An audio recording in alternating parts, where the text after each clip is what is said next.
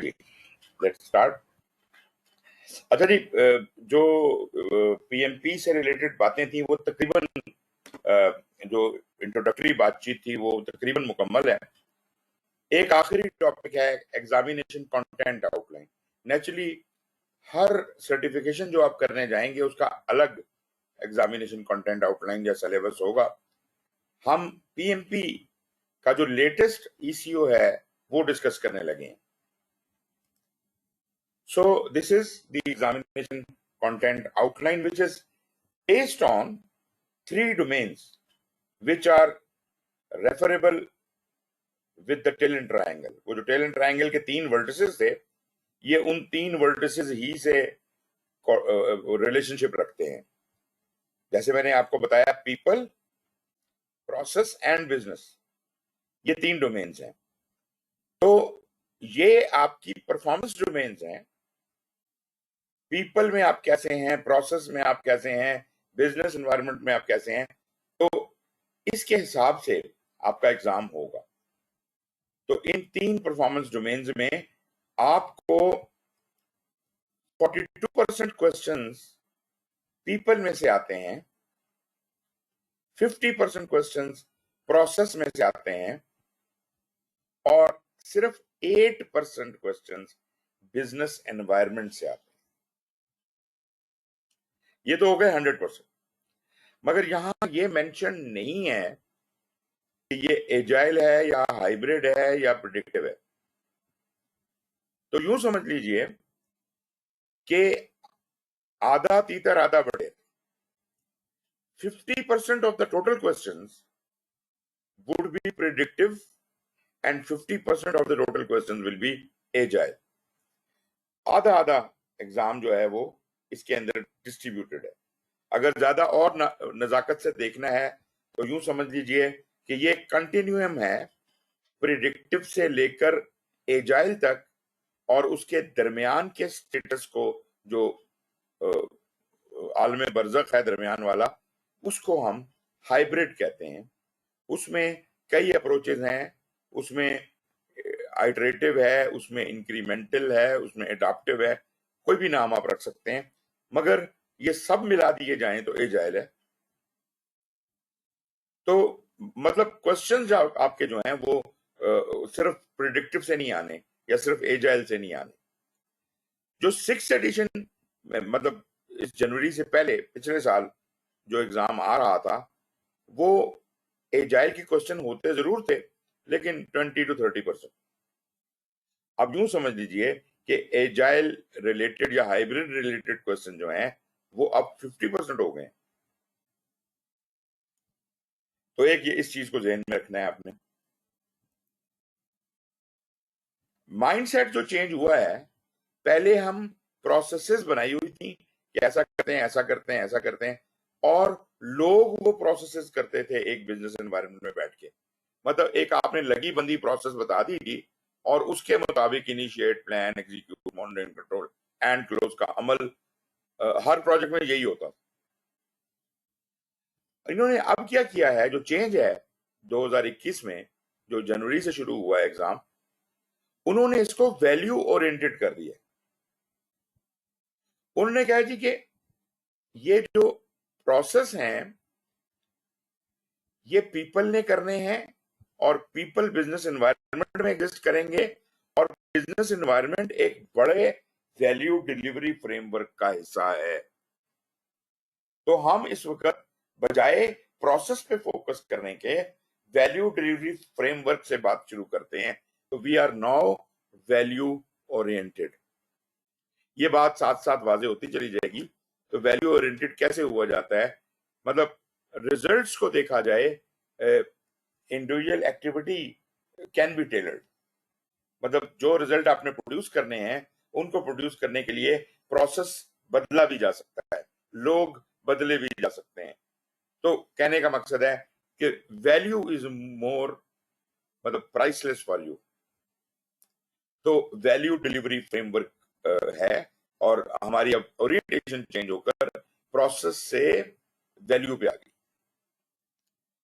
यहां पर जो ईसीओ के अंदर डिस्क्राइब किया गया है, मिसाल के तौर पे पीपल डोमेन है तो उसका नंबर है 1, प्रोसेस डोमेन का नंबर है 2, बिजनेस डोमेन का नंबर है 3। फिर पीपल डोमेन में जो परफॉर्मेंस इंडिकेटर्स हैं, परफॉर्मेंसेस जो आपने शो करनी है, वो 1.1, 1.2, 1.3, 1.4, मिसाल के तौर पे 1.6 इज बिल्ड टीम, मतलब प्रोजेक्ट मैनेजर को टीम को बिल्ड करना आना चाहिए। अब ये कैसे पता चलेगा? फिर बिल्ड टीम के अंदर 4, 5, 6, 7 पॉइंट्स होंगे, ये कहलाते हैं एनेबलर्स, कि वो ऐसा भी कर सकता हो, ऐसा भी कर सकता हो, ऐसा भी कर सकता हो। अगर ये 5, 6 काम कर सकता है तो वो बिल्ड टीम कर सकता है। मतलब एक तरह का केपीआई बन गया, की परफॉर्मेंस इंडिकेटर बन गया, कि ये काम करेगा तो हम मान जाएंगे कि ये बिल्ड टीम करने के काबिल है। और अगर ये बिल्ड टीम भी कर ली, ये भी कर लिया, वो भी कर लिया, तो हम कहेंगे पीपल में ठीक है। इसी तरह फिर प्रोसेस का होगा, इसी तरह फिर बिजनेस का होगा। और अल्टीमेटली जो इनेबलर्स हैं, इनको अचीव करने के लिए हमें सर्टेन टूल्स और डिलीवरेबल चाहिए होते हैं। टूल्स एंड टेक्निक्स इस्तेमाल करेंगे, डिलीवरेबल प्रोड्यूस करेंगे। तो मतलब ये है कि हम इसके हिसाब से चलेंगे, बजाय इसके कि हम प्रोसेस, इनपुट, आउटपुट और डिलीवरेबल तक आउटपुट की बात करते थे। अब हम अनेबलर के ऊपर टूल्स एंड टेक्निक्स अप्लाई करेंगे और उससे डिलीवरेबल निकालेंगे। अगर हमने सारे एनेबलर अचीव कर लिए तो एज अ प्रोजेक्ट मैनेजर मेरे फ्राइज पूरे हो गए।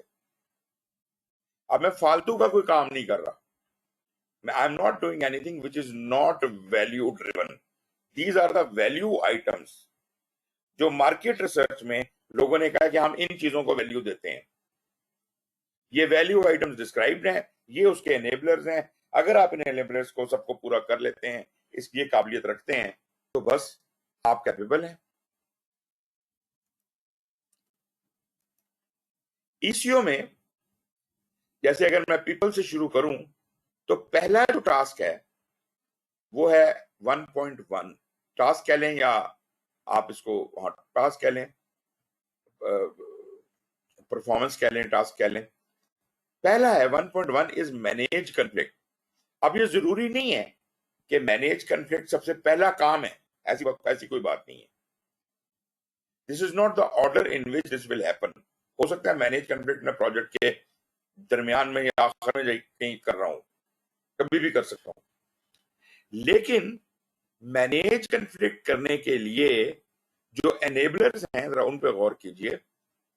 वो कहता है जी, interpret the source and stage of conflict. पहले तो आप इस काबिल हों कि आप ये जान सकें कि ये जो कन्फ्लिक्ट है, ये इसका ओरिजिनेशन पॉइंट क्या है और इस वक्त ये कन्फ्लिक्ट किस स्टेज पर है। क्वाइट नेचुरल ना जी, ऐसी कोई बात तो नहीं इसने कह दी कि जिससे हमें इख्तलाफ हो सकता है। बिल्कुल सही बात है, हमें पता होना चाहिए। दूसरा, analyse the context for the conflict. इसका रेफरेंस टू कॉन्टेक्स्ट क्या है, उसको एनालाइज करें कि वो मतलब लॉजिकली कहां फिट बैठता है, ठीक कॉन्टेक्स्ट है या मिसिंग है कोई चीज। अगर कोई चीज मिसिंग है तो आपको कॉन्फ्लिक्ट रिजॉल्व करने में वो मिसिंग आइटम बहुत ज्यादा यूजफुल साबित हो जाएगा। Then evaluate, recommend, reconcile the appropriate conflict resolution solution। Solution आखिर में बनेगा। ये बात बड़ी जरूरी है किसी भी मसले में। We should never jump to conclusions. हमें आदत है कि जब कोई बंदा हमें मसला बताता है, हम उसका पूरा मसला सुने बगैर उसको सोल्यूशन एडवाइस करना शुरू कर देते हैं, पूरी बात नहीं सुनते। यहां देखिए कितने तसल्ली के साथ उसने कहा, पहले बात सुनो, सोर्स को आइडेंटिफाई करो, कंफ्लिक्ट को देखो किस स्टेज पर है, उसका कॉन्टेक्स्ट देखो, और फिर प्रॉपर एवेल्युएशन, रिकमेंडेशन, रिकंसाइलेशन करो अप्रोप्रिएट कंफ्लिक्ट रेजोल्यूशन सॉल्यूशन।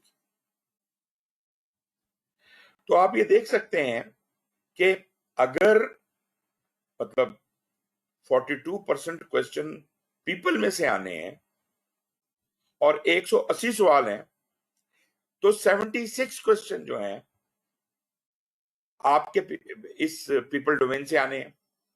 और उन 76 में से ये जो 3 एनेबलर दिए हुए हैं, हर एनेबलर के हिस्से में मतलब टोटल मैनेज कन्फ्लिक्ट के 4.5 सवाल तो बनते हैं, 4-5 तो इसका मतलब है 1 से 1.5 सवाल हर कैपेबिलिटी का या एनेबलमेंट का आएगा।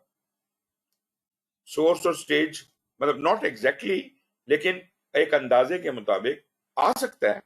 1 से 1.5 सवाल आपको सोर्स और स्टेज का की तरफ से आ सकता है, 1-8 सवाल आपको कॉन्टेक्स्ट की तरफ से आ सकता है, 1-2 सवाल आपको एवेल्युएट रिकमेंडर रिकंसाइल के आ सकते हैं। इसी तरह अगर मैं दूसरे पे चला जाऊं 1.2 पे, तो task lead a team is my task, ठीक है जी। और इसके अंदर जो अब ये लीडर टीम है, आपको याद है 1.6 एग्जांपल में लिखा हुआ था बिल्ड टीम बाद में आगे है, ये लीडर टीम है। इसमें ये 5, 6, 7 आइटम है, 7 एनेबलर्स हैं इसके।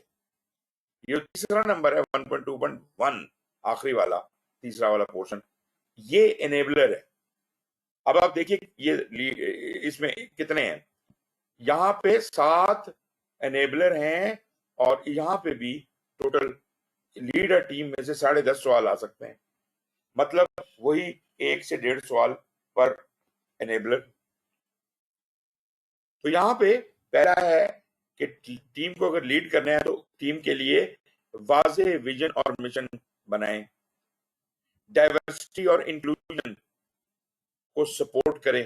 डाइवर्सिटी मतलब एक तो उसमें मेल फीमेल की डाइवर्सिटी है, मिक्स ऑफ रेसेस हैं, मिक्स ऑफ स्किल्स हैं, मतलब हर तरह के लोगों को इंक्लूड करें, डाइवर्सिटी को इंक्लूड करें, बिहेवियर टाइप्स को देखें, थॉट प्रोसेस को देखें। तीसरा जो आइटम है इसमें वो वैल्यू सर्वेंट लीडरशिप।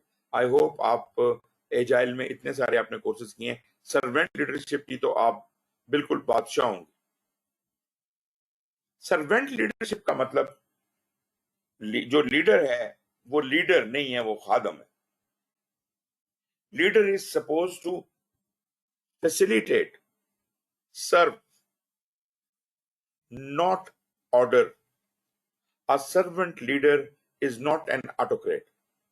तो ये रियलाइजेशन जिस लीडर को है, जो सर्वेंट लीडरशिप को वैल्यू देता है, तो ही can relate the tenets of servant leadership to the team, वो उसके फवायद उठा सकता है।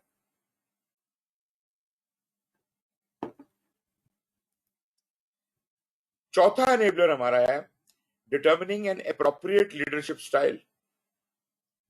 मुख्तलिफ तरह के कामों के लिए मुझे मुख्तलिफ तरह की लीडरशिप चाहिए। कहीं कोलैबोरेट करना है, कहीं कुछ चीजों में हिदायत देनी है, तो मतलब जो मुख्तलिफ किस्म के लीडरशिप स्टाइल हैं, सारे के सारे तो यहाँ मेंशन नहीं है, लेकिन जो मुख्तलिफ किस्म के लीडरशिप स्टाइल हैं वो उनका आपको इल्म भी होना चाहिए और उनको आप एक्सरसाइज करने की काबिलियत भी रखते हो। फिर 1.2.5 है inspire, motivate and influence team members and stakeholder. बड़ा इंपॉर्टेंट पॉइंट है कि आप इन्फ्लुएंस करने का मतलब ये नहीं है कि डंडे के जोर पे, कन्विंस करना, मोटिवेट करना, उनको जोश जज्बा दिलाना। अपने मेंबर्स को भी, और सिर्फ मेंबर्स तक बात नहीं रहती, यहाँ कस्टमर भी आ जाता है, स्टेक होल्डर भी आ जाता है, और टीम के कॉन्ट्रैक्ट्स हैं, सोशल कॉन्ट्रैक्ट्स हैं, रिवॉर्ड सिस्टम है, इन चीजों के बारे में सब लोगों को जितनी इंफॉर्मेशन रिक्वायर्ड है और जितना रिक्वायर्ड नॉलेज रिक्वायर्ड है वो प्रोवाइड करना, ये भी फैसिलिटेशन में आता है। फिर 1.2.6 analyse team members and stakeholders influence. ये लोग कितनी इन्फ्लुएंस एक्सरसाइज करते हैं, उनकी इन्फ्लुएंस को एनालाइज करें एज अ लीडर। अच्छा लीडर हमेशा हर स्टेक होल्डर अपना टीम मेंबर की अहमियत को और अहलियत को समझता है और वो कितना जोर रखता है उसको समझता है। तो ये काबिलियत भी आपने शो करनी है, एक आध सवाल इसमें से भी आएगा। Distinguish various options to lead various team members and stakeholders. तो आपके पास ऑप्शंस क्या अवेलेबल होती हैं, उनको रिकग्नाइज करने का, उनको डिस्टिंग्विश करने का स्किल आपको आना चाहिए। तो मतलब प्रोजेक्ट मैनेजर को ये सारे स्किल्स जो हैं, ये सारी कॉम्पिटेंसीज जो हैं, ये डिस्प्ले करनी है इन एग्जाम। और फॉर दैट मैटर जब आप पीएमपी प्रैक्टिस कर रहे होते हैं या प्रोजेक्ट चला रहे होते हैं, वहां पे भी आपको अपने ये स्किल्स को प्रैक्टिस में लाना होगा। मैं इस बात से एग्री करता हूं कि आप जो प्रोजेक्ट कर रही हैं, आप इनमें से बहुत सी चीजें करती होंगी, लेकिन सारी तो नहीं करती होंगी। तो यहां ये जो चीजें यहां लिखी हुई हैं, ये है वैल्यू लाने का तरीका। अगर से के लीड अ टीम में आप ये सातों काम करने की काबिलियत रखें या करना शुरू कर दें, तो you will bring more and better value to your organisation and your project. This is the point here. फिर आ जाते हैं कि 1.3 स्पोर्ट टीम परफॉर्मेंस। इसके कोई 6 सवाल बनते हैं। उनमें से फिर अगेन ये 4 आइटम है, तो 1.5 सवाल तो इनका भी बना। तो तकरीबन आपकी रेशियो यही है, 1.5 क्वेश्चन पर एनेबलर। मोस्टली पूरे ईसीओ में ऐसा ही है।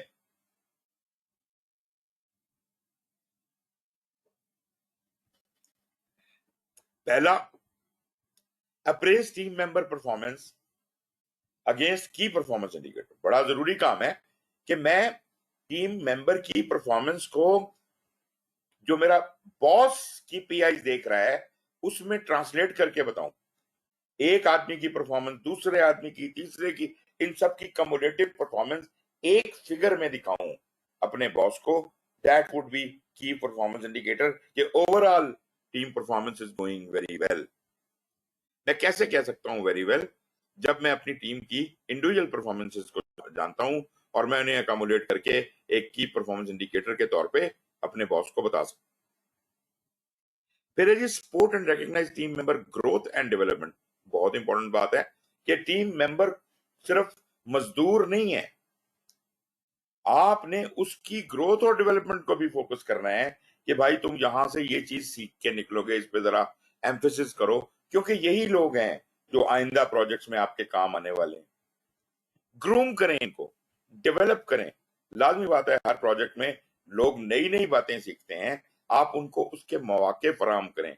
आप ये ना कहें कि भाई काम करो चुप करके, कोई ज्यादा सवाल जवाब करने की जरूरत नहीं। अगर कोई सवाल जवाब करता है, सीखना चाहता है, समझना चाहता है, तो समझाएं उसे। एज अ सर्वेंट लीडर ये आपकी जिम्मेदारी है।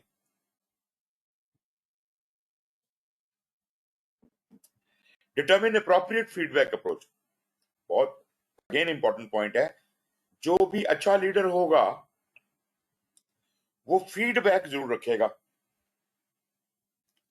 आपने टीम मेंबर को की परफॉर्मेंस एवेलुएट करनी है, फीडबैक लोगों से तो लेना। वो प्रोजेक्ट के बारे में क्या सोचते हैं, वो आपके बारे में क्या सोचते हैं, और उस फीडबैक की रोशनी में बहुत सी चीजें वाजे होंगी। अदरवाइज बहुत सी चीजें आपको कंफ्यूजिंग रहती हैं। आप एक आदमी से नालां होते हैं कि यार ये देखो मेरी बात नहीं सुनता, और आप शायद उसकी परफॉर्मेंस को अंडर एस्टिमेट कर रहे हो, लेकिन उस बंदे का कोई प्रॉब्लम हो, उसकी कोई क्वेरी हो, उसको समझ ना आ रही हो कोई बात। तो अगर आप उससे फीडबैक लेंगे वक्तन फवक्तन, तो आप उसके मसाइल हल करेंगे और वही उसको बेटर ग्रोथ और डेवलपमेंट का तो चांस देंगे ही देंगे।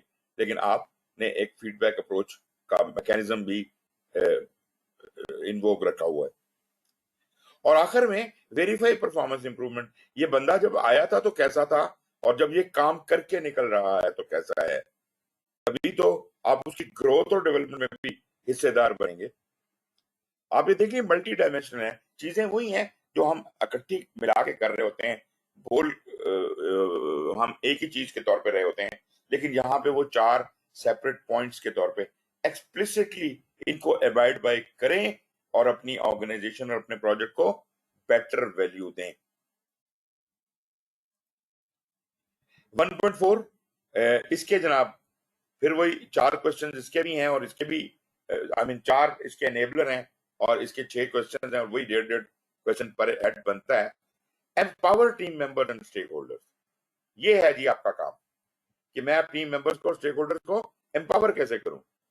कहते पहले सबसे तो आप क्या करेंगे, organise around team strength, team की जो स्ट्रेंथ है उसके मुताबिक अपनी टीम को टारगेट सेट करें, beyond the strength of the team कोई काम ना करें।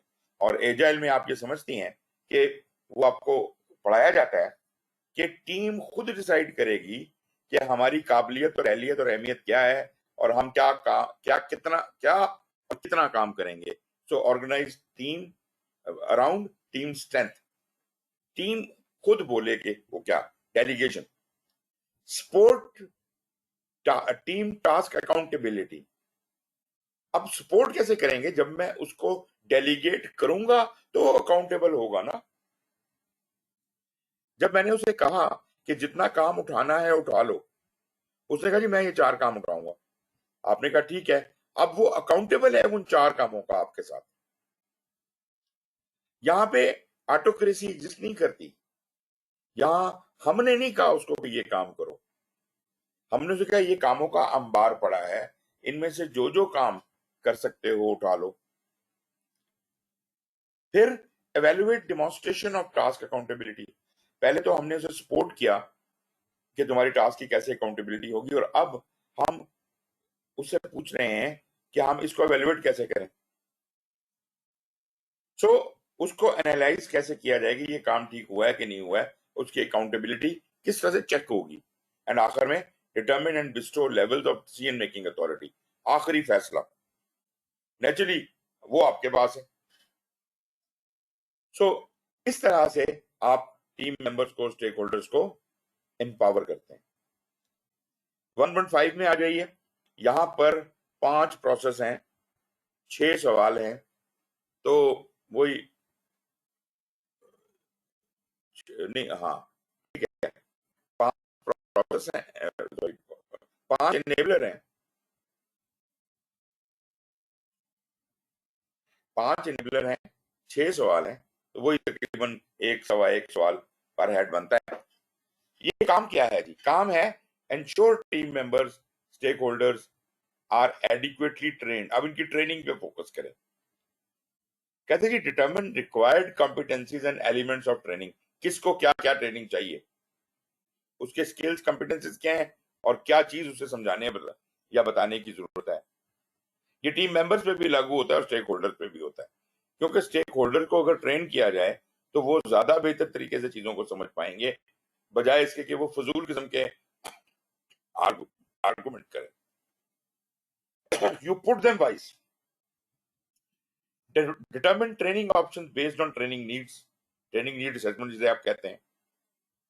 फिर एलोकेट रिसोर्सेज फॉर ट्रेनिंग, अब जब आपने ट्रेनिंग नीड असेसमेंट कर लिया है, अब उस ट्रेनिंग के लिए रिसोर्सेज ऑर्गेनाइज करें। Ensure training occurs and measure training outcome, ये बड़ा जरूरी है कि at the end of training आप देखें कि जिस मकसद के लिए ट्रेनिंग दी गई थी वो किस हद तक अचीव हुआ है, हुआ भी है कि नहीं। वही बात जैसे केपीआईज होते हैं, हम आखिर में इसको मेजर कर रहे हैं।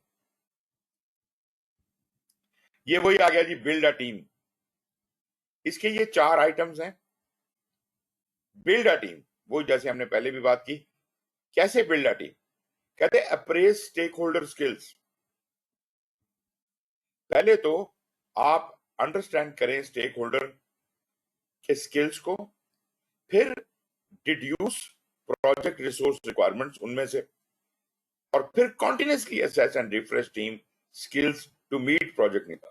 क्योंकि आपने जो बंदे रखने हैं, जो टीम बनानी है, वो काम के लिए बनानी है, तो ऐसे ही एडहॉक बंदे ना उठा के लाएं कि यार ये बंदा बहुत अच्छा है प्रोग्रामिंग में, जबकि प्रोग्रामिंग का काम ही कोई नहीं है। यहाँ पर कॉन्टिन्यूसली असेस करते रहें कि जिस स्किल की जरूरत है क्या वही मौजूद है या इसका रोल खत्म हो गया, और अपने टीम स्किल्स को भी रिफ्रेश करते रहें, उनको सिखाते भी रहें, और एट द सेम टाइम उसको प्रोजेक्ट नीड से मिला मिला के देखते भी रहें। और किधर गया,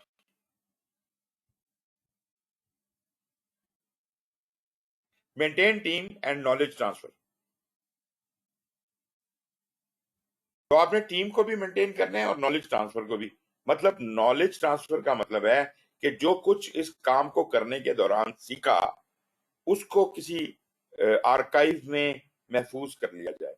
लोग तो ग्रूम हो ही गए ना, उनको लोगों को तो मेंटेन करना ही करना है। In on top of that उस नॉलेज को भी कहीं महफूज रख दिया जाए ताकि आइंदा आने वाले महसूस हो सके।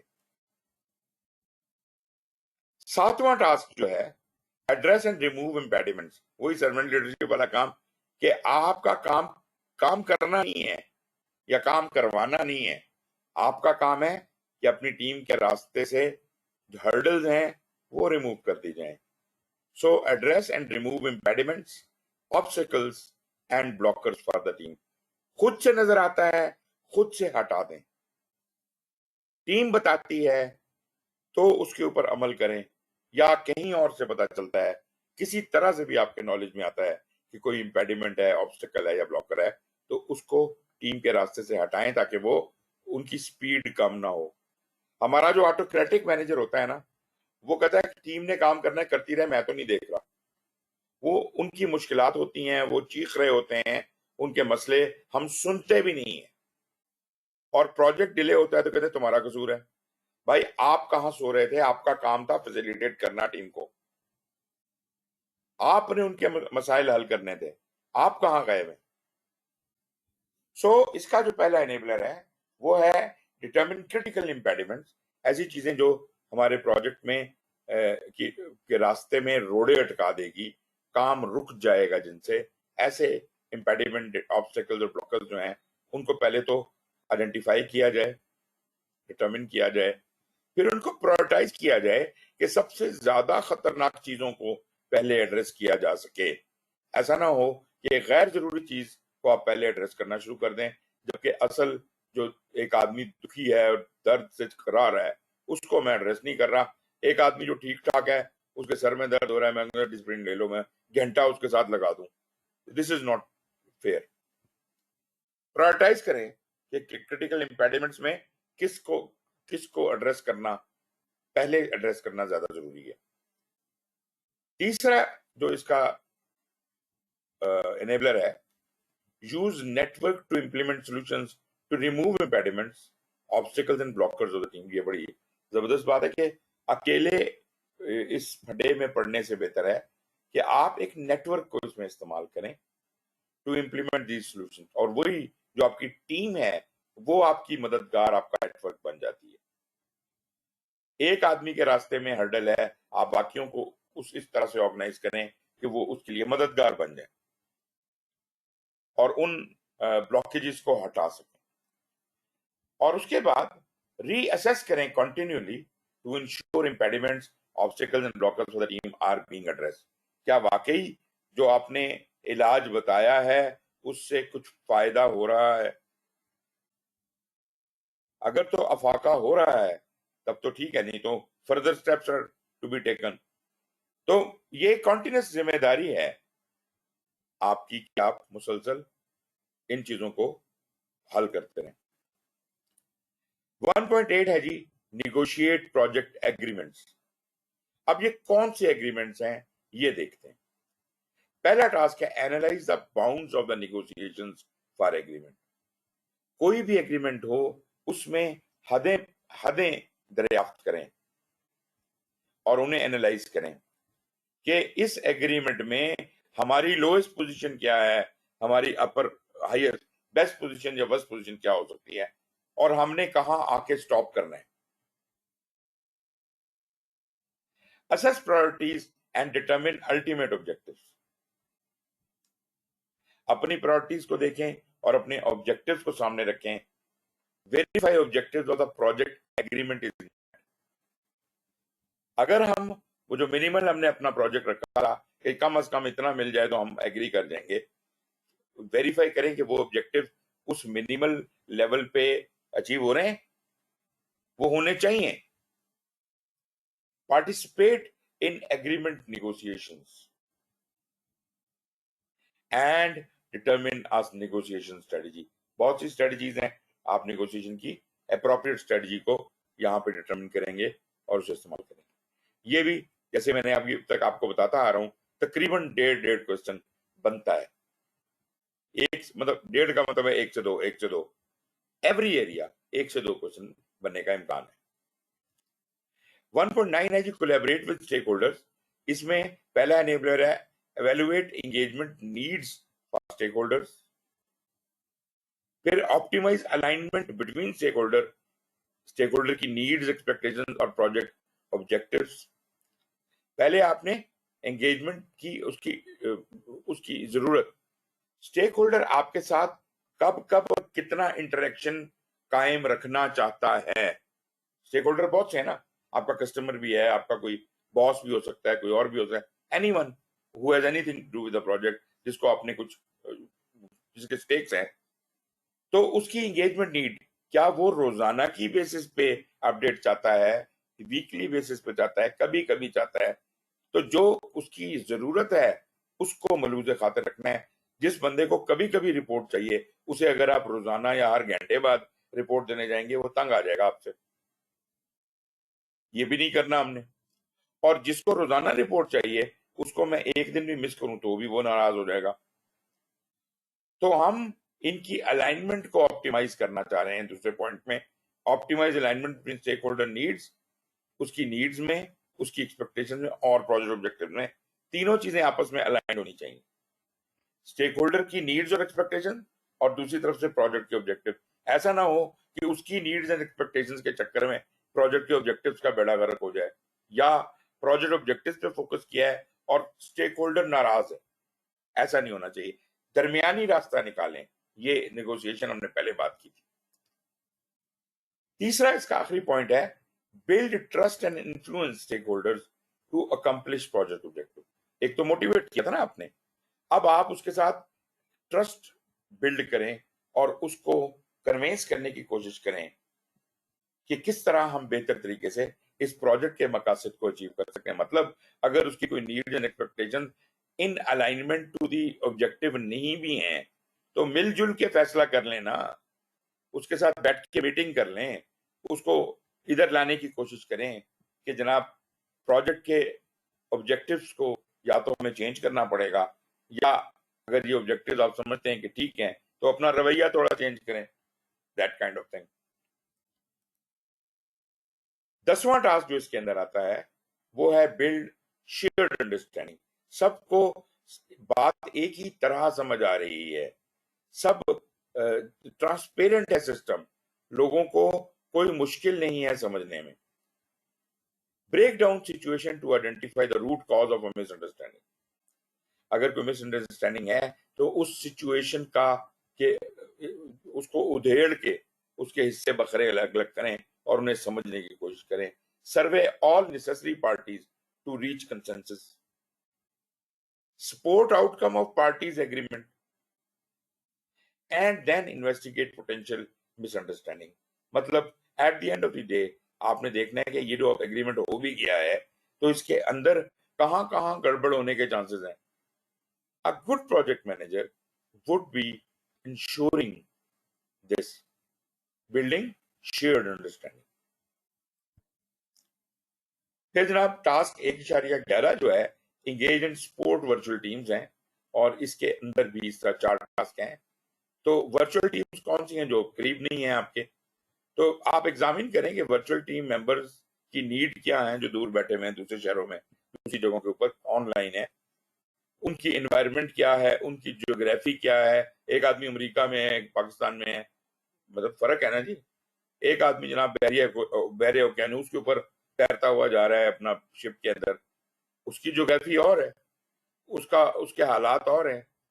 तो ज्योग्राफी, कल्चर, ग्लोबल सिचुएशन, सब चीजों को मद्देनजर रख के सब टीम मेंबर्स की कंफर्ट को मलूज खातिर रखना होगा। इन्वेस्टिगेट आपके पास क्या क्या अल्टरनेटिव हैं। मिसाल के तौर पे जो बंदा शिप में ट्रेवल कर रहा है, उससे कम्युनिकेशन कौन से मीन से होगी, हो सकता है कि थोड़ा इस्तेमाल करना पड़े। जहां पे लोगों को को लोकेट किया जा सकता है, अव्वल तो हम कहते हैं कि हमारी टीम एक ही जगह बैठे और हमारे सामने हो।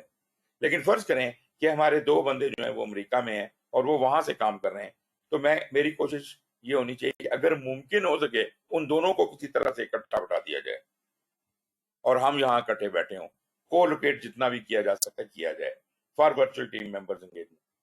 Implement options for virtual team member engagement. तो अगर और कोई ऑप्शंस हैं बेहतर तरीके से उन्हें करने के लिए तो हमें वो भी अप्लाई करनी चाहिए।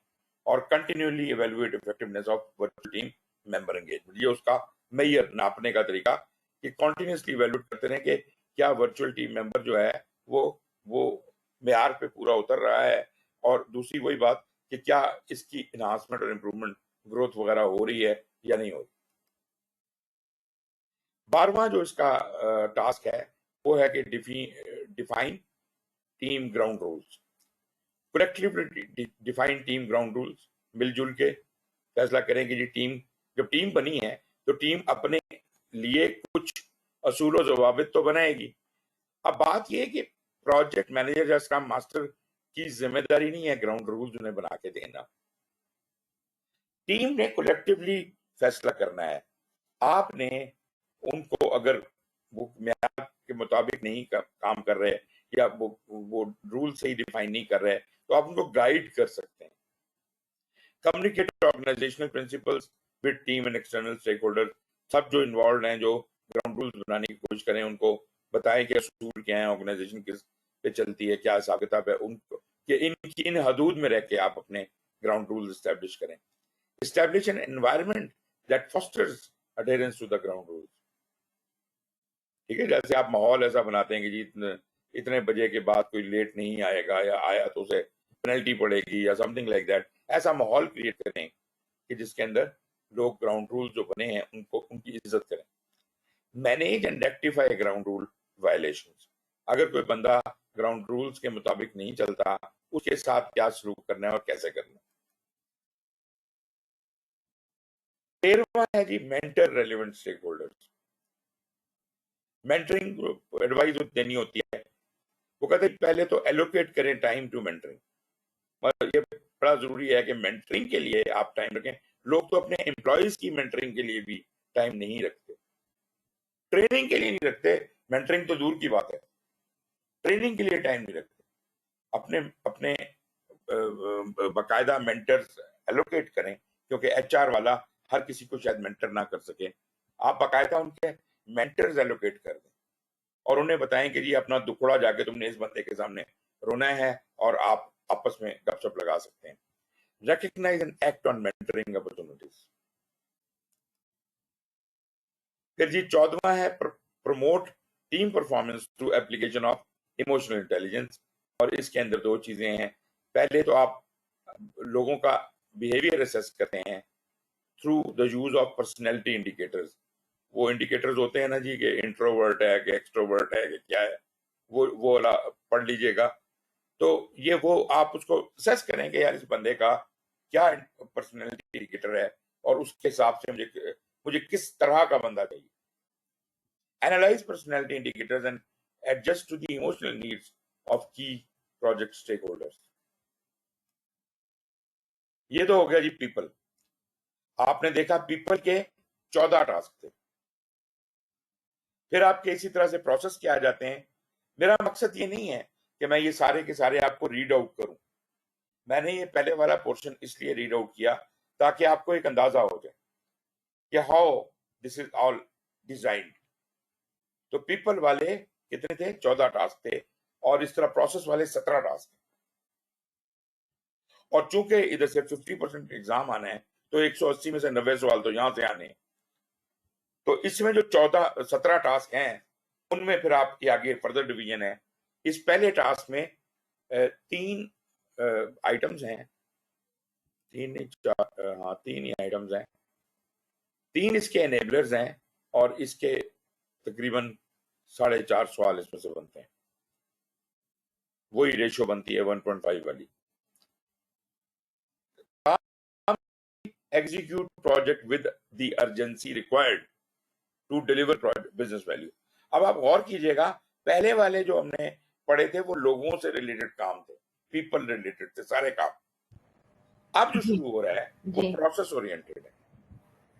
तो जो डोमेन है दूसरी ये है ही प्रोसेस की। और इसके ये 17 टास्क हैं और इसमें वो तमाम टास्क आएंगे जो स्केड्यूलिंग करने के लिए, जो स्कोप के लिए, जो रिसोर्स मैनेजमेंट के लिए और बाकी जो जो काम करने हैं क्वालिटी के, ये सबको करने के जो काम है वो इसके अंदर है। मैं क्विकली इनको रन थ्रू देता हूं। इसमें आप देख सकती हैं कि ये पहला वाला था execute project with the urgency required to deliver business value, एक तो ये आइटम है। फिर इन सब की कम्युनिकेशंस को मैनेज करना, इसमें कम्युनिकेशन को प्लान करना, एनालाइज करना, मैनेज करना सब शामिल है। Analyse communication needs of all stakeholders. Plan बनाते वक्त आपको पता होना चाहिए किसको कब कब कम्युनिकेट करने की जरूरत है। जैसे रिपोर्ट्स एंड रिटर्न होते हैं, किसको कौन सी रिपोर्ट कब कहां और कैसे चाहिए, किसकी क्या कम्युनिकेशन नीड्स है, वेदर वो कम्युनिकेट हमसे करना चाह रहे हैं या हम उससे करना चाह रहे हैं, तो कम्युनिकेशन नीड्स क्या है। फिर कम्युनिकेशन का मेथड क्या होगा, चैनल्स, फ्रीक्वेंसी क्या होगी, मतलब दिन में 2 दफा या कितनी दफा, एंड लेवल ऑफ ये हम डिटेल। उनकी बात करें जो मीटिंग्स वगैरह करते हैं, जी जी, वीकली रिपोर्टिंग। या स्केड्यूल करते हैं। जी जी, एग्जैक्टली। ये कम्युनिकेशन का जो चैप्टर होता था ना पुराने पुराने पीएमबीओके के अंदर, ये उस चैप्टर को खुलासा करके इधर डाल दिया। एक प्रोसेस के अंदर ही सब कुछ इनकैप्सुलेट हो गया। Communicate project information and updates effectively और confirm communication is understood and feedback is received।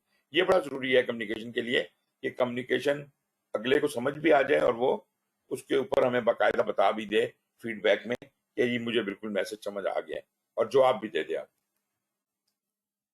इसी तरह फिर 2.3 रिस्क है। इसमें कहता है जी रिस्क मैनेजमेंट की क्या ऑप्शन है आपके पास, और इसको आप आइटरेटिवली असेसमेंट और प्रायोरिटाइजेशन ऑफ रिस्क को जारी रखेंगे क्योंकि ये कॉन्टिन्यूस अमल है।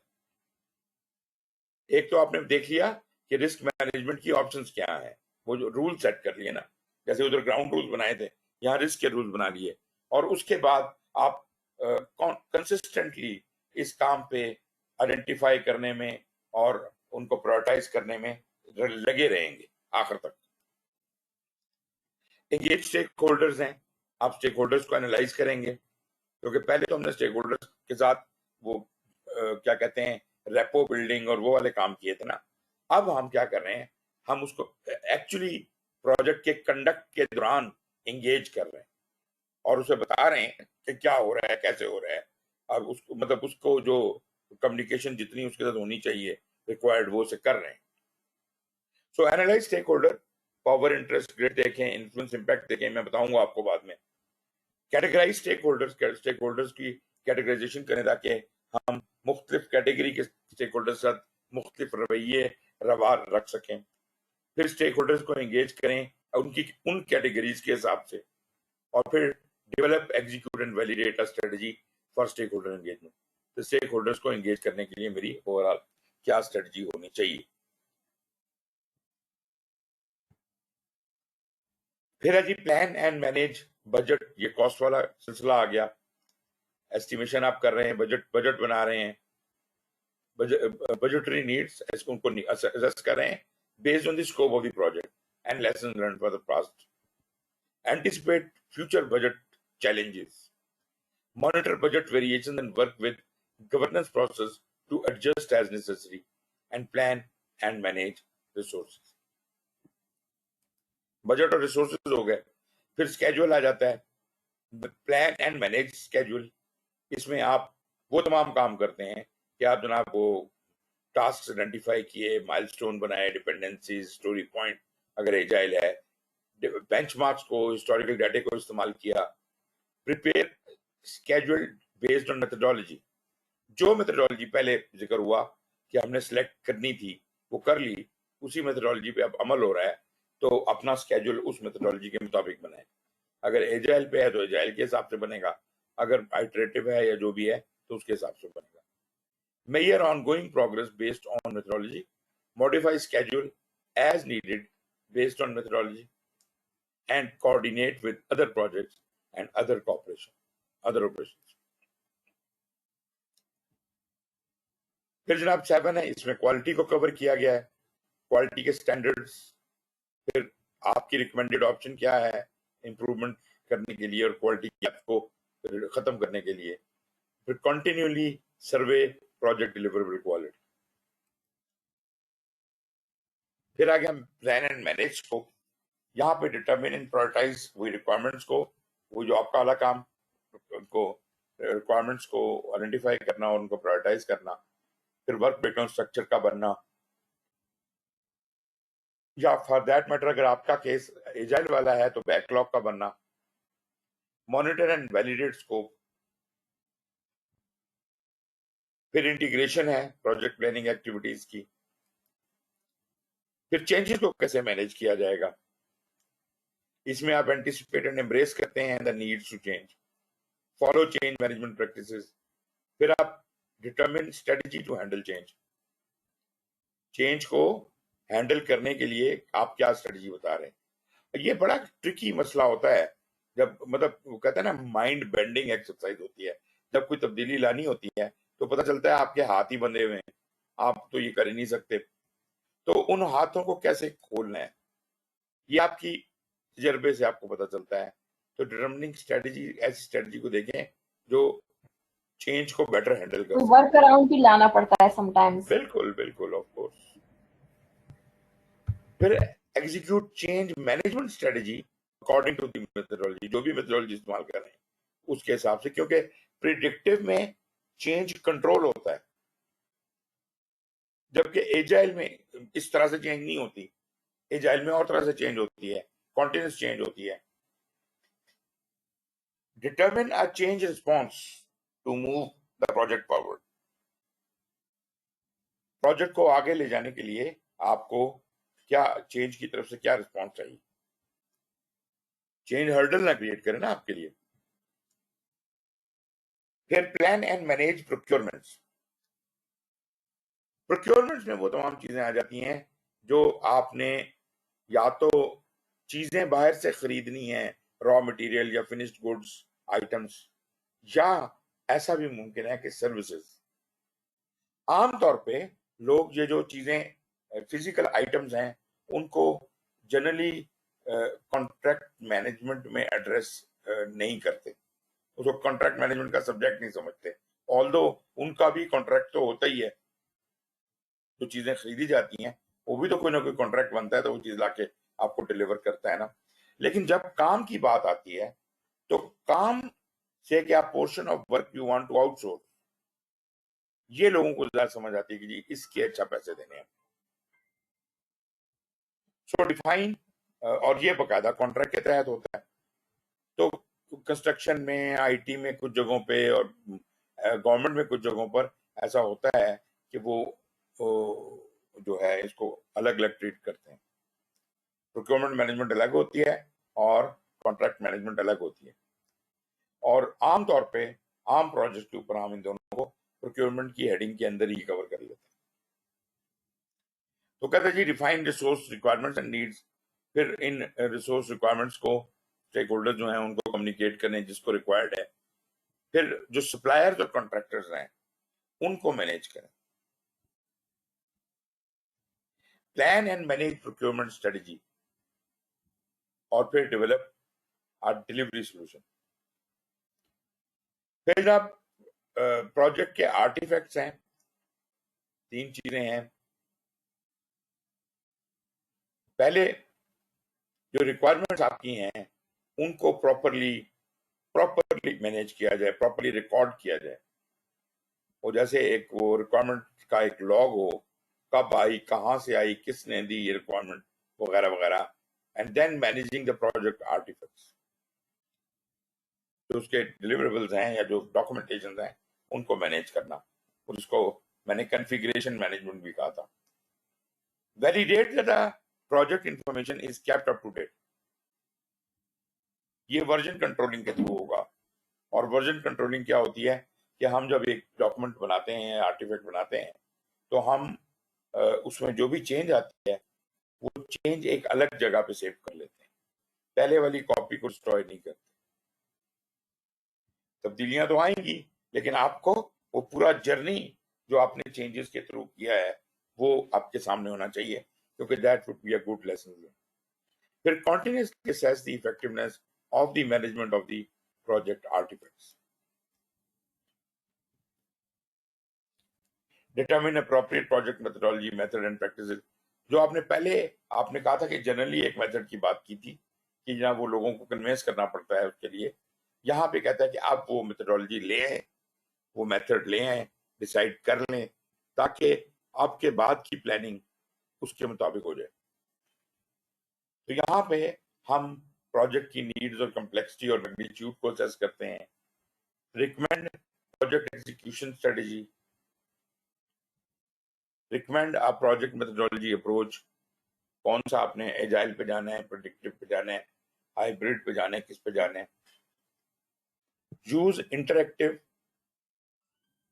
incremental practices throughout the project life cycle, lesson learned, stakeholder engagement, risk etc.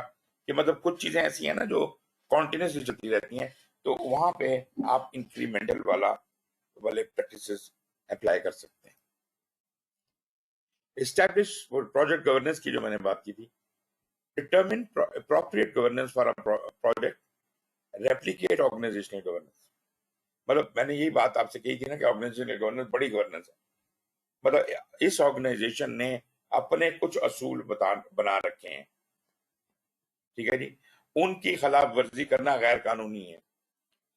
अब उन रूल्स के अंदर रहते हुए, ऑर्गेनाइजेशन के रूल्स के अंदर रहते हुए, उनकी हदूद के अंदर रहते हुए एक प्रोजेक्ट चल रहा है, उस प्रोजेक्ट की गवर्नेंस कैसे होगी?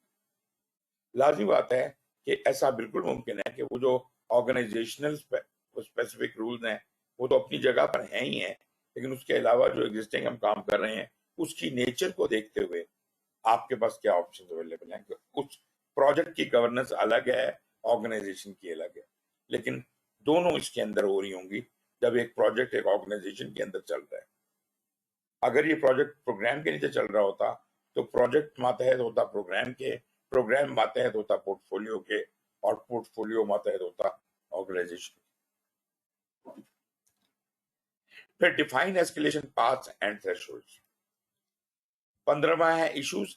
इश्यूज जनरली जब एक रिस्क अक्कर हो जाता है तो इशू बन जाता है। जब तक वो मशकूक है, जब तक वो अक्कर नहीं हुआ, तब तक वो रिस्की नहीं है। So recognise when a risk becomes an issue. वो कब होगा कि ये रिस्क इशू बन जाए?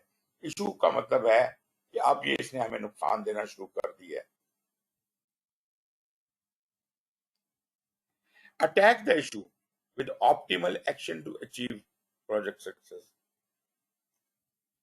और collaborate with relevant stakeholders on the approach to resolve the issues. फिर नॉलेज ट्रांसफर के हवाले से discuss project responsibilities within team, outline expectations for working environment and confirm approach for knowledge transfer. Last but not the least in process is project को close करना, project या phase को close करना या transition करना। इसमें कहते हैं जी, determine criteria to successfully close the project phase, validate readiness of the transition operation team and next phase, conclude activities to close out project or phase. तो ये जनाब चीजें जो है, मतलब जब सब कुछ कंप्लीट हो जाए तो हम फिर उसे हैंड ओवर करके चले जाते हैं। हम उसको मजीद खूब से खूब तर नहीं करते जाते।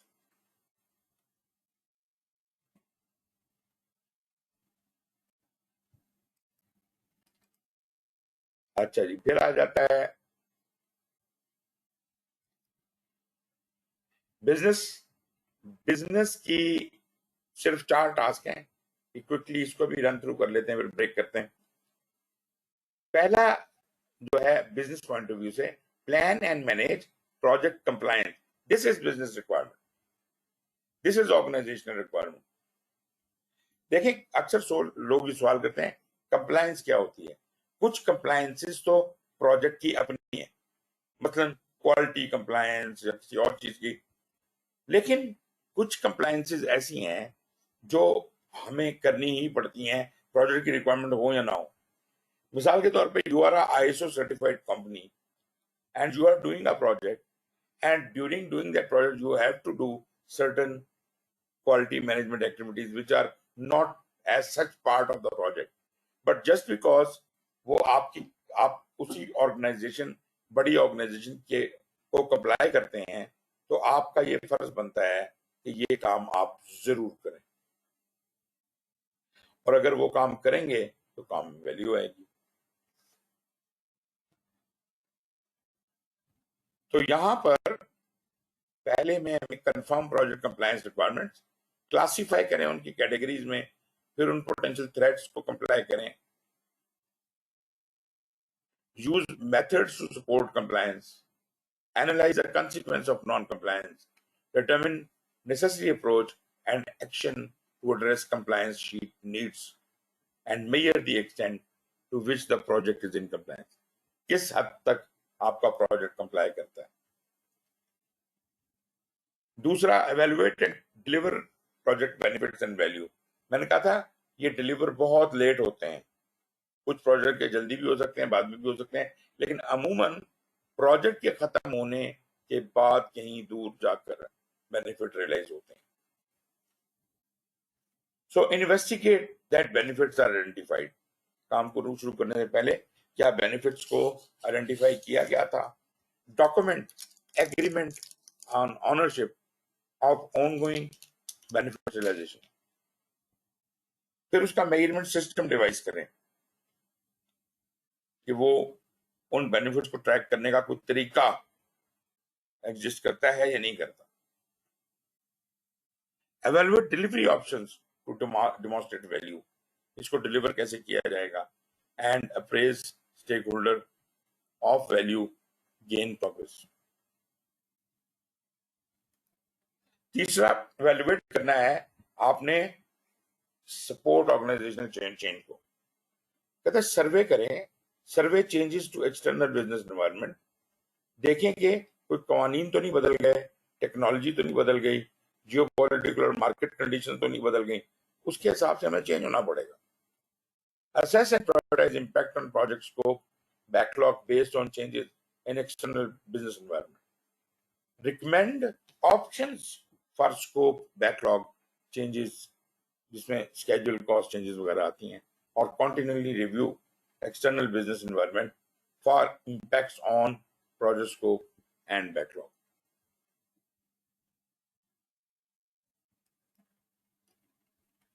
Last but not the least is support organizational change. Assess organizational culture। Culture में फर्क पड़ेगा ना, जब ऑर्गेनाइजेशन लेवल की चेंज आएगी तो कल्चर पे फर्क पड़ेगा। तो ऑर्गेनाइजेशन के कल्चर को पहले समझें। Evaluate impact of organisation change to project and determine required action. क्या फर्क पड़ेगा ये नया सिस्टम लाने का, ऑर्गेनाइजेशन को कहाँ कहाँ ठोका ठाकी करनी पड़ेगी। Evaluate impact of the project to the organisation, overall organisation पे उसका क्या असर जाएगा, और डिटरमिन रिक्वायर्ड आउटकम्स एक्शंस। ये तो हो गया जी पीएमपी का ईसीओ। सीएपीएम का प्रिटी सिंपल है, वो पीएमबीओ के 6 एडिशन के तो हर चैप्टर हैं उनके ऊपर 50% निकाली हुई है। So this is quite different. खैर एनीवेज ये हम नहीं इसको पढ़ रहे क्योंकि ये हमारे इंटरेस्ट की चीज नहीं है, लेकिन ये उसका सिलेबस भी इन्होंने यहाँ दिया हुआ है, सीएपीएम।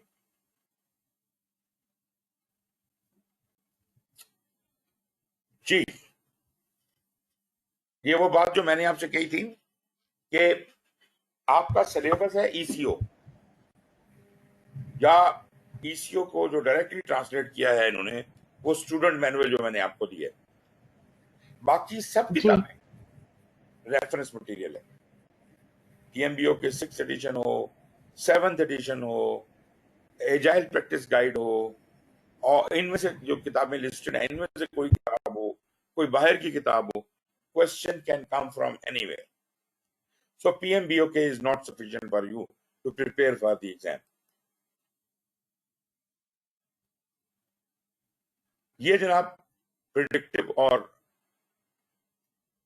उसके हिसाब से बात हो रही है, case of a predictive project manager, उसके अंदर चेंज इज अ कांस्टेंट।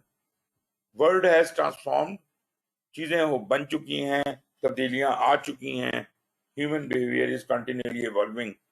तो उसके हवाले से आप प्रेडिक्टिव चेंजेस में मानते हैं, प्रोजेक्ट्स में चेंजेस तो होंगी, एनीवेज होंगी, लेकिन इतनी ज्यादा नहीं होंगी, जिस वजह से हम प्रेडिक्टिव प्रोजेक्ट्स में एक मजबूत चेंज कंट्रोल सिस्टम तो बना लेते हैं, लेकिन हम चेंजेस को फ्री नहीं करते, खुली छुट्टी नहीं देते।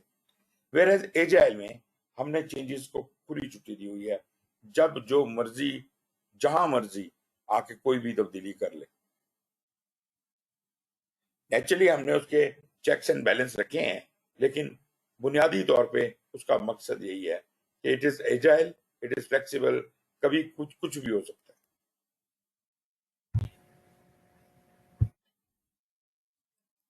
ओके जी, मेरा ख्याल है इससे पेश करके मैं आगे इसके अंदर दाखिल हूँ, थोड़ा सा ब्रेक कर लेते हैं। हाँ जी, यहाँ तक कोई क्वेश्चन?